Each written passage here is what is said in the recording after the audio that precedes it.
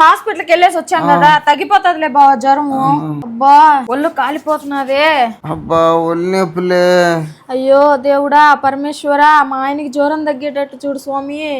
బాగా పాలు తాగుతులే, పసుపు మిరియాలు పొడి కొట్టి వేసి కాంచుకొని వచ్చిన తాగు. ఒళ్ళంతా చిరాగ్గా ఉన్నది. జ్వరం కదా, స్నానం చేయకూడదు బావా. ఉండు వస్తాను, ఇటు పడుకోండి.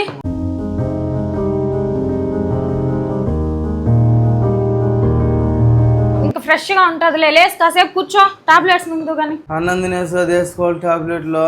అన్నం తినకూడదు, పాలు బ్రెడ్ ఇస్తాను, తినేసి మాత్రలు వేసుకుందు. ఇదో బావా పాలు బ్రెడ్ తిను. బ్రెడ్ తినేసావు కదా, ఈ మాత్రలు వేసుకొని కాసేపు గమ్మను పడుకో, జ్వరం తగ్గిపోద్ది. అన్నయ్య అన్నయ్య చెల్లమ్మా ఎప్పుడు వచ్చావు? ఇప్పుడే వస్తున్నాను లేరా. ఏం జ్వరం అంటే? అవునమ్మా ఇప్పుడు ఒక మాదిరి తగ్గిందిలే. నీకెవరు చెప్పారు? నాకెవరు చెప్తారు? నీ భార్య ఏమన్నా చెప్పిందా? నేనంటే నా మంట దానికి. పక్కింటి సుమా వదిన ఫోన్ చేసి చెప్పింది. నాకు ఫోన్ చేసి వచ్చుండొచ్చు కదమ్మా, బాగానే ఉండా.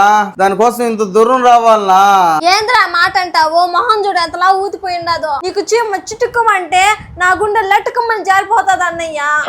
భలే మాట్లాడతావరో తల్లి నువ్వు ఉంటే ఆనందమే ఆనందం. ఇంట్లో ఒకటి ఉన్నది కొండ ముంచి ముఖం వేసుకొని, దానివల్లే సగం రోగాలు నాకు.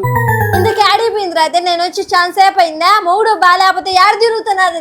ఏం ఉంటుంది చూడు, మా మిద్ది పైన కావాలి గుట్టలు ఎత్తుకొని పోయిందా ఆరేసేదానిక. ఈ మధ్య మిద్దెలు ఎక్కే ఆడవాళ్ళతో జాగ్రత్తగా ఉండాలిరా. ఒక మిద్ది పై నుంచి ఇంకో మిద్ది పైకి చూపులతోనే రాయబారాలు ఎక్కువైపోయినాయి ఇప్పుడు. నువ్వు వచ్చి 10 నిమిషాలే అవుతుంది నాగేశ్వరి. ఎండ బాగా కాస్తుందని మిద్ది మీద గుడ్లారేయడానికి వెళ్ళాను. నేను వచ్చి నీకు కాఫీ పెట్టించే లోపే కారాలు మిరియాలు నూరుతూ మీ అన్న మనసు పాడు చేస్తావు ఎందుకే? మా అన్న కాబట్టి నేను పెట్టుకొని కాపురం చేస్తాను. ఏం బావా మీ చెల్లాట మాట్లాడుతా ఉంటే చూస్తా ఉండవు. నా వల్ల ఏమన్నా ఇబ్బందా నీకా? నేనేమి చేయడం లేదా నీకోసమా?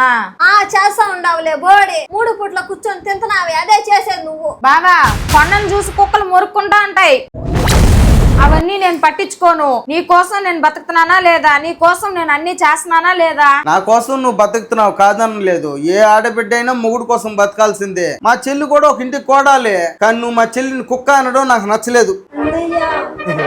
ఊర కుక్క అనాలా?